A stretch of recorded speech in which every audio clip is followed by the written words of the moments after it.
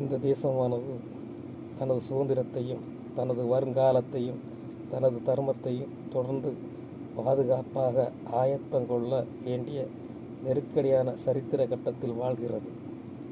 இந்த வேளையில் நமது நரம்புகளில் முறுக்கேற்றவும் நமது உறுதிக்கு வலுவூட்டவும் இந்த உபதேசம் மிக அரிதாகும் உறுதுணையாக புரிவதாகும்.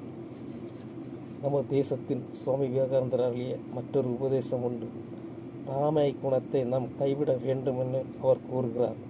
ஏனென்றால் தாமை குணமானது பலகீனத்தையும் மூட நம்பிக்கையும் அற்பத்தனத்தையும் சிறு விஷயங்களை பரஸ்பர சண்டை பூசல்களை உருவாக்குகின்றன.